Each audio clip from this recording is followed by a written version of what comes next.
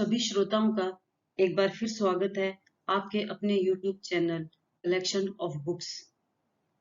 आज के इस भाग में हम सुनेंगे कालिदास के कुमार संभव के सर्ग 2 और 3 को, अर्थात भाग 2 और 3। अगर आप कुमार संभव का सर्ग 1 सुनना चाहते हैं तो उसका लिंक आपको डिस्क्रिप्शन बॉक्स में मिल जाएगा। तो आइए शुरू करते हैं।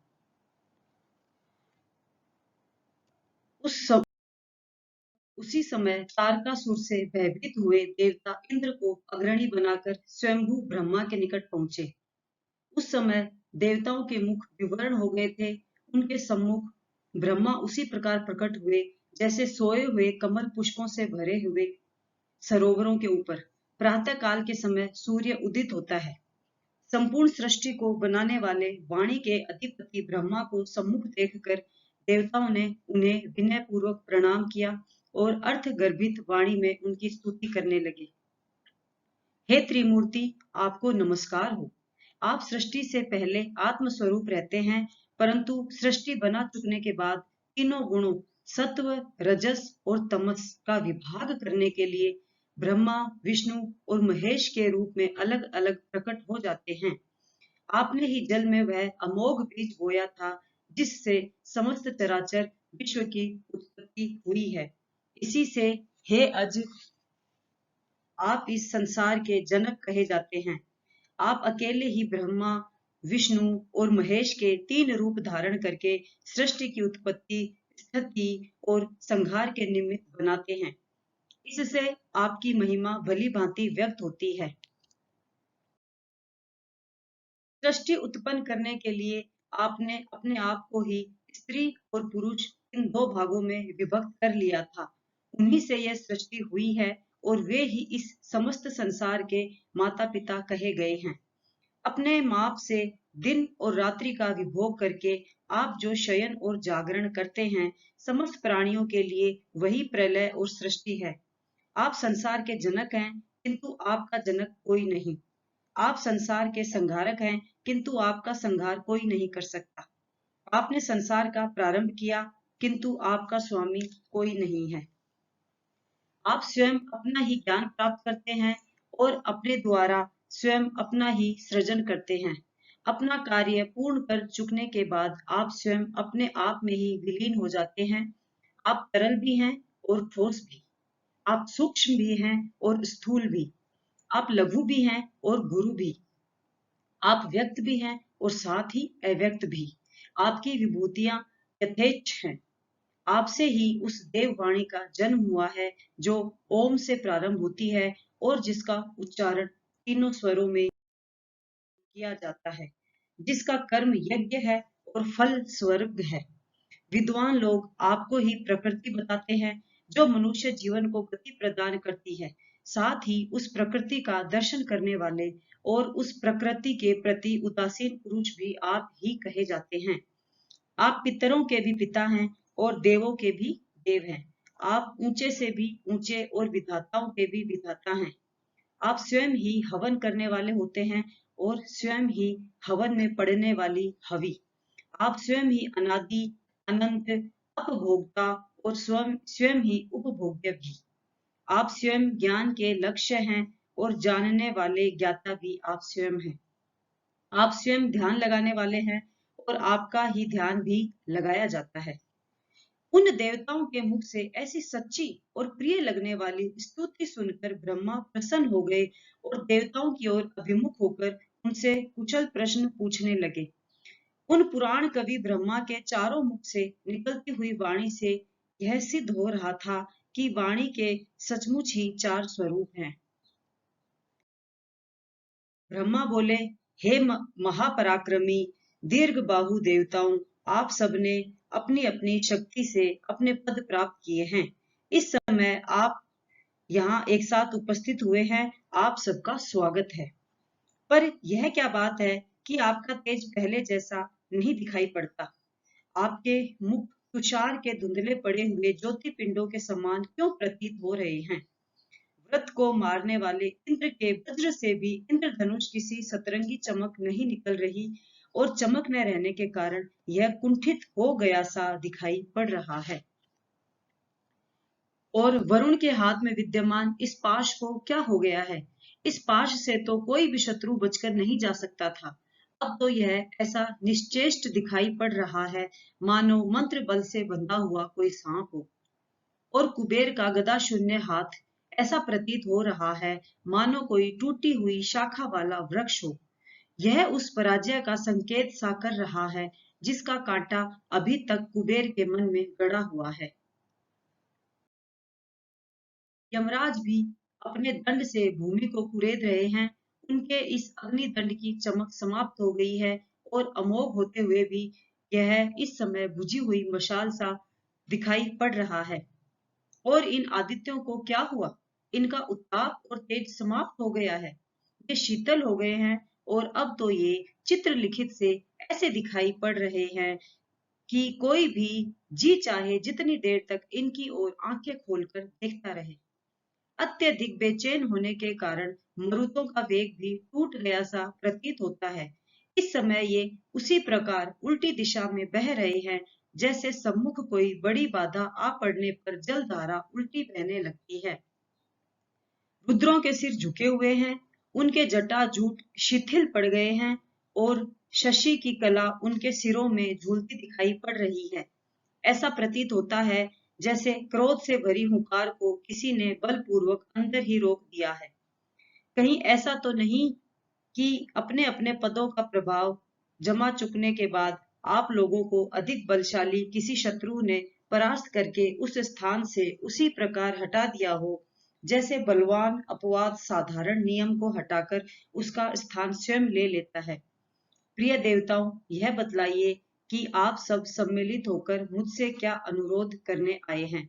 मैं तो संसार की केवल सृष्टि किया करता हूँ, उसकी रक्षा करना तो आप ही का काम है। तब इंद्र ने अपने सहस्त्र नयनों से देवगुरु बृहस्पति को बोलने का संकेत किया। उसके हिलते हुए हजार नेत्र ऐसे प्रतीत हो रहे थे, मानो मंद पवन से कमलों का वन कंपित हो उठा हो। बृहस्पति के दो नयन ही इंद्र के हजार नेत्रों से अधिक देख पाने में समर्थ थे। वस्तुतः बृहस्पति ही इंद्र के नेत्र थे। इंद्र का संकेत पाकर वे हाथ जोड़कर ब्रह्मा से कहने लगे, आपने जो यह कहा कि हमारा स्थान किसी ने बलपूर्वक छीन लिया है, वह ठीक ही है। आप घट घट व्यापी हैं, आपसे कोई बात छिपी कैसे रह सकती है? तारक नाम का महाशक्तिशाली असुर आपसे वर पाकर बहुत उद्दंड हो गया है और वह इस समय तीनों लोगों को कष्ट देने के लिए धूमकेतु के समान उठ खड़ा हुआ है। भय के कारण सूर्य उसके नगर में अपनी केवल उतनी ही किरणें भेजता है, जिससे उसके नगर के सरोवरों में लगे हुए कमल खिल भर जाएं। चंद्रमा भी अपनी सारी कलाओं को लेकर उसी की सेवा में लगा रहता है। केवल महादेव के मस्तक पर विद्यमान एक कला को उसने अभी नहीं लिया है। कहीं फूल चुराने का अपराध सिर न लग जाए, इस भय से वायु उसके उद्यानों में तो चलता ही नहीं। स्वयं तारकासुर के निकट भी वह कभी पंखे की वायु से अधिक तेज नहीं चलता। ऋतुओं ने अपना आगे पीछे आने का क्रम छोड़ दिया है। अब तो वे सब एक साथ मिलकर साधारण मालिनों की भांति सदा ही उसके लिए ढेर फूल जुटाने में लगी रहती हैं। उसे उपहार देने योग्य रत्न जब तक पानी की तली में पड़े पड़े बनकर तैयार होते रहते हैं, तब तक समुद्र बहुत ही अधीर हो उनके पूर्ण होने की प्रतीक्षा करता है। वासुकी आदि नाग अपने फनों पर देदीप्यमान मणियां उठाए हुए रात के समय उसके यहाँ स्थिर दीप स्तंभों की भांति खड़े रहकर उनकी सेवा में लगे रहते हैं। उनका अनुग्रह प्राप्त करने के लिए इंद्र भी बारंबार कल्प वृक्ष से आभूषण इत्यादि लेकर उन्हें दूतों द्वारा उसके पास भिजवाता रहता है, जिससे वह तारकासुर अनुकूल ही बना रहे। परंतु प्रसन्न करने का इतना अधिक यत्न करने पर भी वह तीनों लोगों को सता ही रहा है। अपकार के बदले में अपकार करने से ही दुर्जन शांत हो सकता है, उपकार करने से नहीं। नंदन वन के जिन तरुओं पर से सुंदर सुंदर स्त्रियां भी बड़ी दया के साथ नव पल्लव तोड़ा करती थी, उन्हें वह हृदयहीन अब कटवाए डालता है। जब वह सोया होता है उस समय आंसू बहाती हुई देव कुमारियां उस पर चंवर डुलाती हैं। इन चंवरों के हिलने से उत्पन्न वायु उनकी आहों के समान होती है। मेरु पर्वत के जिन शिखरों को सूर्य के रथ के घोड़े खुंदते हुए जाया करते थे, उन्हें उसने उखाड़ कर अपने महलों में रख लिया और उनसे खिलौने के पहाड़ बना लिए हैं। मंदाकिनी में अब केवल दिग्गजों के मद से मलिन जल ही शेष बचा है। स्वर्ण कमलों के वन तो उसने ले जाकर अपनी बावड़ियों में लगा दिए हैं। स्वर्ग के निवासी देवता अब संसार के दर्शन का आनंद भी नहीं प्राप्त कर सकते, क्योंकि उसके आ पहुंचने के भय से आकाश में विमानों के विचरण का मार्ग बंद हो गया है। बड़े बड़े यज्ञों में यजमानों द्वारा दी गई हवि को वह मायावी तारक हम देवताओं के देखते देखते ही अग्नि के मुख से छीन लेता है। उसने अश्वश्रेष्ठ उच्चैःश्रवा को भी बलपूर्वक छीन लिया है। यह उच्चैःश्रवा घोड़ा इंद्र का दीर्घ काल में उपार्जित किया हुआ मानव सशरीर यश ही था। इस क्रूर तारक के विरुद्ध हमने जो जो उपाय किए सभी निष्फल रहे। जैसे भयंकर सन्निपात हो जाने पर प्रभावशाली औषधियां भी व्यर्थ सिद्ध होती हैं।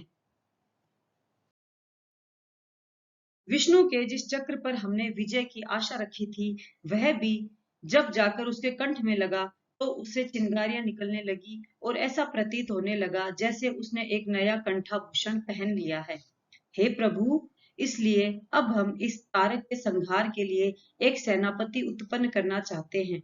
जैसे मोक्ष के अभिलाषी व्यक्ति जन्म मरण के कष्ट को समाप्त करने के लिए कर्म का बंधन काटने वाले धर्म को उत्पन्न करना चाहते हैं। देवताओं की सेना के रक्षक उस सेनापति को ही आगे करके देवराज इंद्र शत्रुओं के यहाँ से विजय श्री को वापस लौटा लाएगा, जो इस समय उनके यहाँ बंदिनी सी पड़ी है। उनके इतना कहकर चुप हो जाने पर ब्रह्मा बोले, उनकी वाणी मेघ गर्जन के उपरांत होने वाली वृष्टि की अपेक्षा अधिक मधुर थी। कुछ समय तक और प्रतीक्षा करो, तुम्हारी यह इच्छा पूर्ण हो जाएगी।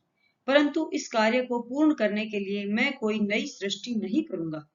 इस दैत्य को मुझसे ऐश्वर्य प्राप्त हुआ है, इसलिए इसका विनाश मेरे हाथों होना उचित नहीं है। अपने हाथ से बोए विष वृक्ष को भी तो काटना ठीक नहीं लगता। उस समय उसने वर मांगा और वह मैंने उसे दे दिया। उसके तप की आग तीनों लोगों को जला डालने में समर्थ थी। इस वर को पाकर ही शांत हुई है। इस युद्ध विद्या विशारद तारकासुर का सम्मुख समर में सामना केवल महादेव जी के वीर्य से उत्पन्न पुत्र ही कर सकता है और कोई नहीं। वे परम ज्योति स्वरूप महादेव तमोगुण के अंधकार से बहुत दूर है। उनकी महिमा की थाह न तो मैं ही लगा पाया हूँ और न विष्णु ही। अब आप लोग महादेव के संयत चित्र को हिमालय की कन्या उमा के सौंदर्य द्वारा उसकी ओर आकृष्ट करने का यत्न कीजिए। जिस प्रकार की चुंबक से लोहे को आकृष्ट किया जाता है, मेरे और शिव के वीर्य को केवल दो ही धारण कर सकती हैं। शिव के वीर्य को उमा और मेरे वीर्य को जल, क्योंकि उसमें शिव का विशेष अंश है। उन नीलकंठ शिव का पुत्र तुम्हारा सेनापति बनकर अपने पराक्रम द्वारा बंदिनी सुरबालाओं की वेणियों का मोचन करेगा। देवताओं से इतना कहकर ब्रह्मा अंतर्ध्यान हो गए। अब क्या करना चाहिए, यह सोचते हुए देवगण भी स्वर्ग की ओर चल दिए। स्वर्ग में पहुंचकर इंद्र ने कार्य सिद्धि के लिए अधीर होकर कामदेव का स्मरण किया और उसके स्मरण करने के साथ ही कामदेव हाथ जोड़कर इंद्र के सम्मुख उपस्थित हुआ। सुंदरी नारी की बाहों के समान घुमावदार धनुष उसने अपने कंठ में डाला हुआ था, जिस कंठ में उसकी पत्नी रति के कंकणों के चिन्ह दिखाई पड़ रहे थे। उसका सहचर बसंत हाथ में अम्र की नव मंजरियों का बाण लिए हुए उसके साथ आया था। दर्शकों, क्षमा कीजिए श्रोताओं, इसी के साथ तीसरा सर्ग प्रारंभ होने जा रहा है। दूसरा सर्ग हमने समाप्त कर लिया है। तो आइए माफ कीजिएगा, आइए श्रोताओं हम सुनते हैं तीसरा सर्ग। तो शुरू करते हैं। अन्य सब देवताओं को छोड़कर उस कामदेव के ऊपर इंद्र के सहस्त्र नेत्र एक साथ जा पड़े। स्वामी लोगों की दृष्टि में अनुचरों का महत्व प्राय प्रयोजन के अनुसार घटता बढ़ता रहता है। इंद्र ने उसके लिए अपने आसन पर ही स्थान बनाते हुए पास बुलाकर कहा, आओ यहाँ बैठो। कामदेव ने स्वामी के इस अनुग्रह को सिर झुकाकर स्वीकार किया और बोला, हे गुणों के पारखी, आज्ञा कीजिए कि वह कौन सा काम है जिसे आप तीनों लोकों में कहीं भी मुझसे कराना चाहते हैं। आपने स्मरण करके मुझ पर जो अनुग्रह किया है, अब आज्ञा देकर उसमें वृद्धि कीजिए। वह कौन व्यक्ति है जिसने आपके पद को पाने की अभिलाषा से अत्यंत घोर तप करके आपके मन में ईर्ष्या उत्पन्न कर दी है? वह अभी मेरे इस शर समेत धनुष से परास्त हुआ जाता है। जन्म मरण के क्लेश से छुटकारा पाने के मुक्ति मार्ग का कौन पथिक आपकी आंखों का काटा हो रहा है? भौहें तिरछी करके सुंदरियों द्वारा किए गए कटाक्षों के जाल में बंधा वह अब चिरकाल तक यूं ही पड़ा रहेगा। आप एक बार बता भर दीजिए, फिर मैं उसके चाहे उसने शुक्राचार्य से ही नीति शास्त्र क्यों न पढ़ा हो, अर्थ और धर्म का अत्यासक्ति द्वारा उसी प्रकार नाश कर दूंगा जैसे बाढ़ की जलराशि नदी के दोनों तटों को तोड़ फोड़ डालती है। या फिर यह बताइए कि कौन सी पतिव्रता सुंदरी है जो अपने सौंदर्य के द्वारा आपके चंचल मन को लुभा बैठी है और जिसके लिए आप चाहते हैं कि समस्त लज्जा त्याग कर अपनी कोमल बाहें आपके गले में डाल दे। हे कामी श्रेष्ठ, वह कौन सी कामिनी है जिसने आपके किसी अन्य रमणी के साथ रमण के वृत्तांत को जानकर इतना कोप किया है कि आपके पैरों पड़कर मनाने पर भी अपना मान नहीं त्यागा? मैं उसके मन में ऐसा तीव्र पश्चाताप उत्पन्न करूंगा कि उसे नव पल्लवों की सेज पर ही जाकर लेटना पड़े। आप निश्चिंत रहिए, आपका वज्र विश्राम ही करता रहे।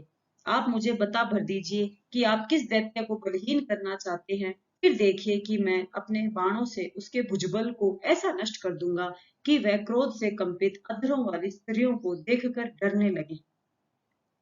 आपकी कृपा बनी रहे तो मैं केवल एक वसंत की सहायता पाकर अपने फूलों के बाणों से ही पिनाक पाणी महादेव का भी धैर्य छुड़ा दूं। फिर अन्य धनुर्धारी तो मेरे सामने है ही क्या? अब तक इंद्र चौकड़ी लगाए बैठे थे। अब उन्होंने अपने पैर नीचे पड़ी चौकी पर रख दिए। जो बात उनके मन में थी उसी को पूरा कर सकने का कामदेव ने दम भरा था। वे कामदेव से कहने लगे, मित्र, तुमने जो कुछ कहा ठीक ही है। मेरे दो ही अस्त्र हैं, एक वज्र और दूसरे तुम। तपोबल से बली लोगों के सम्मुख वज्र कुंठित हो जाता है, परंतु तुम्हारी गति सर्वत्र है और तुम्हारे लिए सब कुछ साध्य है। मैं तुम्हारी सामर्थ्य को जानता हूँ, इसी से अपने बराबर समझकर ही तुम्हें एक भारी काम सौंपने लगा हूँ। शेष नाग पृथ्वी को धारण किए रहते हैं, यह देखकर ही भगवान कृष्ण अपनी देह का भार उठाने में उन्हें नियुक्त करते हैं। महादेव पर बाण चला सकने की बात कहकर तुमने हमारा कार्य करना स्वीकार सा कर लिया है। बस यह समझ लो कि बलवान शत्रुओं से सताए गए देवता तुमसे यही कार्य करवाना चाहते हैं। ये देवता विजय पाने के लिए शिव के वीर्य से उत्पन्न पुत्र को अपना सेनापति बनाना चाहते हैं। ब्रह्मा के शरीर से उत्पन्न हुए वे शिव इस समय ब्रह्मचर्य व्रत धारण किए हुए हैं और वे केवल तुम्हारे ही बाण से विचलित हो सकते हैं। इस समय ऐसा प्रयत्न करो जिससे जितेंद्रिय महादेव हिमालय की कन्या पार्वती पर मुग्ध हो जाए। ब्रह्मा जी ने बताया कि स्त्रियों में एक वे ही ऐसी हैं जो शिव के वीर्य को धारण कर सकती हैं। कुछ अप्सराओं को मैंने गुप्तचर के काम में लगाया था। उन्होंने आकर बताया कि इस समय पर्वतराज की कन्या अपने पिता की अनुमति से पर्वत के ऊर्ध्व भाग में तपस्या करते हुए शिव के पास रहकर ही उनकी सेवा कर रही है। तो अब तुम इस कार्य को पूरा करने के लिए जाओ। यह कार्य तो वैसे भी होना ही था, पर इस समय तुम्हें इस कार्य का अंतिम कारण बनना होगा। जैसे बीज में से अंकुर उगाने के लिए जल को कारण बनना पड़ता है। तुम धन्य हो कि देवताओं की विजय करने के उपाय में केवल तुम्हारे बाण ही सफल हो सकते हैं। मनुष्य का यश ऐसे ही काम करने से होता है जिन्हें और कोई न कर सके, भले ही वे काम बड़े हो या ना हो। ये देवता लोग तुमसे इस काम को करने का अनुरोध कर रहे हैं और यह काम भी 3 लोगों के लिए हितकारी है।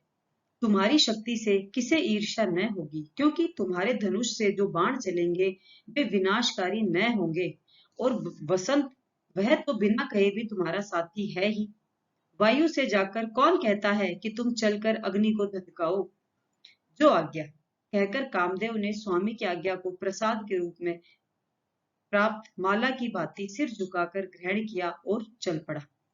चलते समय ऐरावत को अंकुश मारने से कर्कश हुए हाथ से इंद्र ने पीठ थपथपाई। कामदेव अपने प्रिय मित्र वसंत और अपनी प्रियतमा रति के साथ महादेव के हिम से आवृत आश्रम की ओर चल पड़ा। उसका निश्चय था कि चाहे प्राण भी क्यों न चले जाएं, किंतु इस कार्य को पूरा करके ही रहूंगा। वसंत और रति के मन आशंका से दबे जा रहे थे। संयमी मुनियों के उस तपोवन में तप समाधि का विरोधी वसंत अपने उस मादक स्वरूप को विकसित करने लगा जिस पर कामदेव को अभिमान था। समय के नियम का उल्लंघन कर सहसा सूर्य भगवान उत्तरायण को चले और उनके वियोग में दक्षिण दिशा ने मुख से जो गहरा निश्वास छोड़ा वही सुगंधित मलयानील बनकर बहने लगा।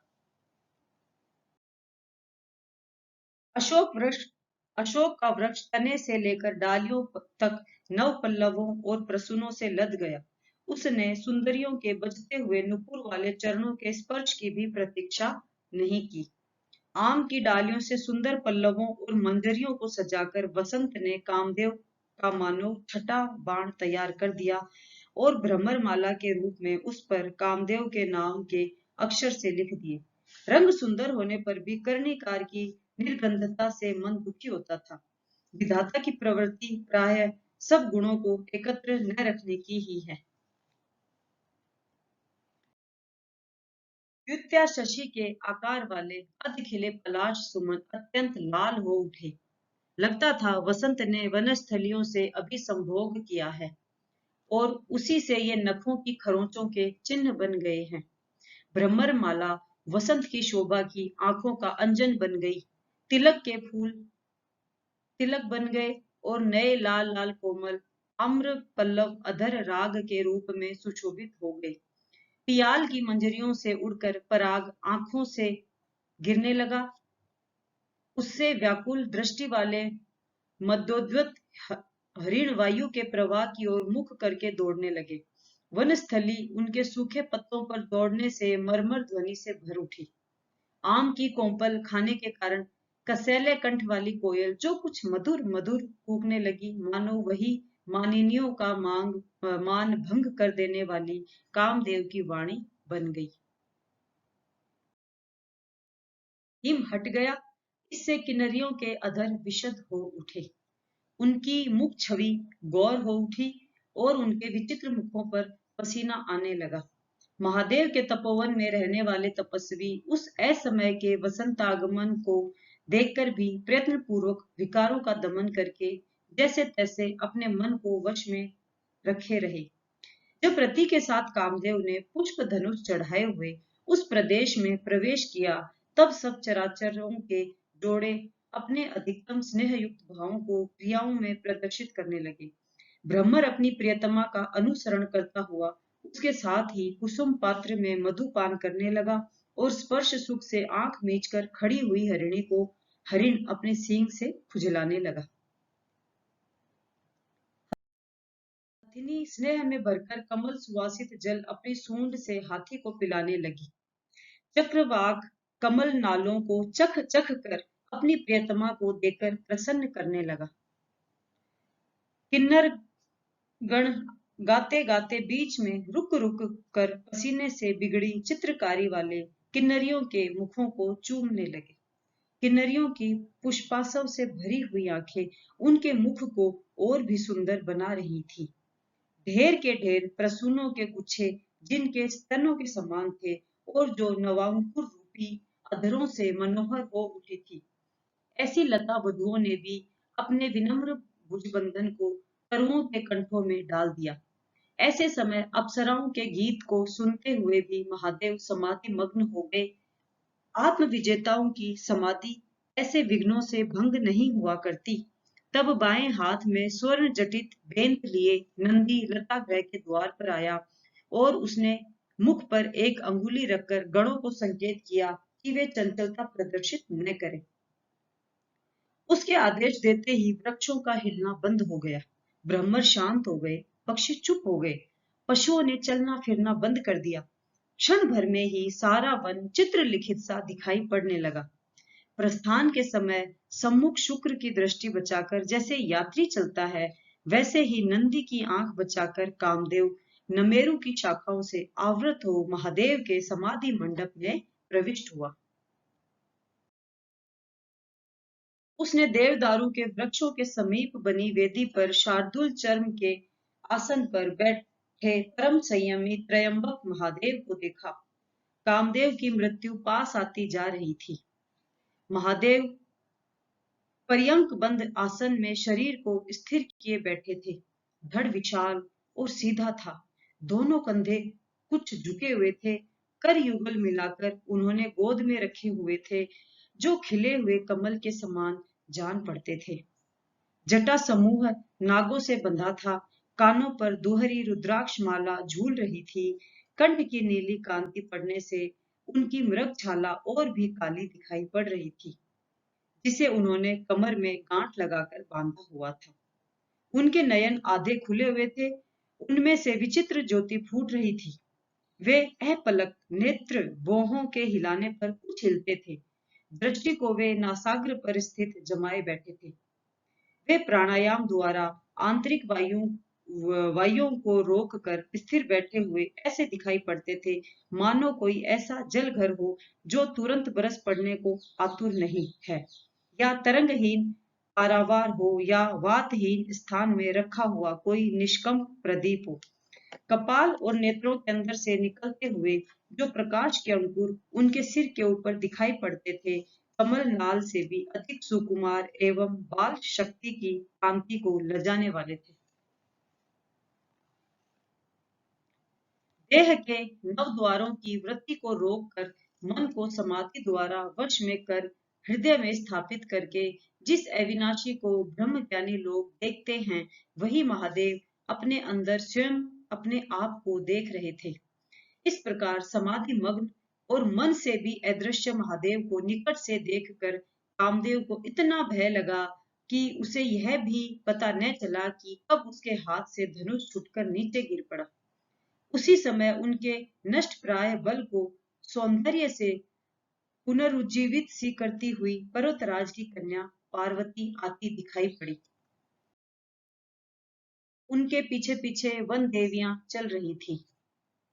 पद्य राग मणि से भी सुंदर अशोक कंचन को लजाने वाले कनेर और मोतियों के स्थान पर सिंधुआर जैसे वसंत पुष्पों के आभरण उसने धारण किए हुए थे।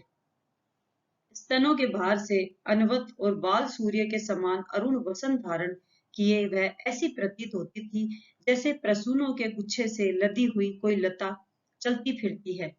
नितंबों के ऊपर उसने मोल श्री के फूलों की करधनी पहनी हुई थी। लगता था गुणज्ञ कामदेव ने अपने धनुष की दूसरी प्रत्यंचा उपयुक्त स्थान पर धरोहर रखी हुई है। सुगंधित निश्वास के लोभ से अपने बिंबाधरों पर मंडराते हुए भ्रमर को वह बार बार संभ्रम के साथ हाथ में लिए हुए पीले कमल से उड़ा रही थी। उस सर्वांग सुंदरी पार्वती को जो सौंदर्य में रति को भी लजा रही थी, देखकर कामदेव को जितेंद्रिय महादेव पर विजय पाने की कुछ आशा बंधी। इधर तो पार्वती अपने भावी पति महादेव के तपोवन के द्वार पर पहुंची और महादेव ने अपने अंदर परमात्मा नामक लोकोत्तर ज्योति का दर्शन करके अपनी गंभीर समाधि समाप्त की। धीमे से प्राणायाम को तोड़कर उन्होंने पर्यक बंद आसन छोड़ा, परंतु वे इतने से ही इतने भारी हो गए कि शेषनाग को भूमि का भार संभालना कठिन हो गया। नंदी ने आकर निवेदन किया कि शैल सुता पार्वती सेवा के लिए उपस्थित हुई हैं और मोह के संकेत मात्र से अनुमति पाकर बाहर जाकर उसे लिवा लाया। विनय पूर्वक प्रणाम करने के बाद पार्वती की सखियों ने अपने हाथ से चुने हुए वसंत के फूल और 9 पल्लवों के टुकड़े महादेव के चरणों में बिखेर दिए। उमा ने भी सिर झुकाकर महादेव को प्रणाम किया। उसकी काली अलकों में सुशोभित कर्णिकार और कानों पर रखे हुए 9 पल्लव वहीं गिरे पड़े। तुम्हें अनन्य प्रेमी पति प्राप्त हो, यह महादेव ने ठीक ही आशीर्वाद दिया। महात्माओं की वाणी कभी मिथ्या थोड़ी ही हो सकती है। कामदेव बाण चलाने के अवसर की प्रतीक्षा कर रहा था। अब वह आग में कूदने के अभिलाषी पतंग की भांति उमा के सम्मुख बैठे हुए महादेव पर लक्ष्य साधता हुआ बार बार अपने धनुष की डोरी पर हाथ फेरने लगा। इसके बाद गौरी ने तपस्वी महादेव को अपने तांबे की तरह रक्तिम करके सूर्य की किरणों से सुनाई हुई गंगा में उत्पन्न कमलों के बीजों की माला भेंट की। प्रेमी जन प्रिय होने के कारण महादेव ने तो उस माला को लेने के लिए हाथ बढ़ाया और उधर कामदेव ने अपने पुष्प धनुष पर सम्मोहन नाम का बाण चढ़ा लिया, जिसका वार कभी खाली नहीं जाता। चंद्रोदय के समान महासमुद्र जिस प्रकार विक्षुब्ध हो उठता है, उसी प्रकार अधीर होकर महादेव उमा के बिंबा फलों के समान अरुण अधरों वाले मुख की ओर देखने लगे। गौरी को भी सहसा रोमांच हो आया, जिससे उसका सर्वांग खिले हुए कदम्ब पुष्प सा हो उठा। इससे उसका मनोभाव छिपा न रहा। वह आंखें फेरकर तनिक तिरछी होकर लज्जाई सी खड़ी रह गई। इससे उसका मुख और भी सुंदर हो उठा। परंतु इंद्रियवशी महादेव ने बलपूर्वक इंद्रियों की चंचलता का दमन करके अपने मनोविकार का कारण जानने के लिए चारों ओर दृष्टि दौड़ाई। उन्होंने देखा कि कामदेव दाएं हाथ से कान तक प्रत्यंचा खींचे लक्ष्य साधने के लिए कंधे झुकाए और बायां पैर मोड़कर वीरासन में बैठा हुआ उन पर तीर छोड़ने को तैयार है। तपोभंग के कारण और भी प्रचंड हुए क्रोध से उनकी भौहें तन गई। उनके तमतमाते हुए मुख की ओर देखना तक असंभव हो गया और उनके तीसरे नेत्र से एकाएक प्रचंड लपटे मारती हुई अग्नि निकलने लगी। क्रोध न करो प्रभु, क्रोध न करो। अभी देवताओं की यह पुकार आकाश में ही थी कि महादेव के नेत्र से निकली उस अग्नि ने कामदेव को जलाकर राख कर दिया। विपत्ति की तीव्रता के कारण रति अचेत हो गई, जिससे उसकी सब इंद्रियां निश्चेत हो गई।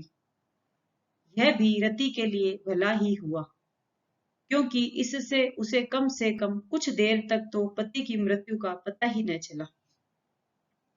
जैसे विशाल वृक्ष को तोड़कर आकाश से गिरने वाली बिजली तुरंत विलुप्त हो जाती है, उसी प्रकार तपस्वी महादेव भी तप के विघ्न स्वरूप स्त्री सामीप्य से बचने के लिए अपने अनुचरण अनुचर गणों समेत अंतर्ध्यान हो गए। पार्वती लज्जा से जड़ सी हो गई। उसके उन्नत मस्तक पिता की इच्छा और उसका अपना सौंदर्य दोनों ही असफल हुए। उसकी लज्जा इसलिए और भी बढ़ गई कि सब उसकी सखियों की उपस्थिति में हुआ जैसे तैसे अपने आप को संभाल कर यह सूने मन से घर की ओर चल पड़ी। हिमालय तुरंत वहां पहुंचा और उसने पार्वती को चट से अपनी बाहों में उठा लिया। महादेव के क्रोध से डर से पार्वती की आंखें मूंदी हुई थी। उसे देखकर हिमालय का मन अपनी पुत्री के प्रति दया से भर उठा और उसे लेकर वह तेजी से भाग खड़ा हुआ। ऐसा प्रतीत हो रहा था मानो ऐरावत अपने दांतों पर उलझी हुई किसी कमल बेल को लिए जा रहा हो। तो श्रोताओं, इसी के साथ तीसरा सर्ग भी समाप्त होता है। अगले एपिसोड में हम चौथा, पांचवा सर्ग आपको सुनाएंगे।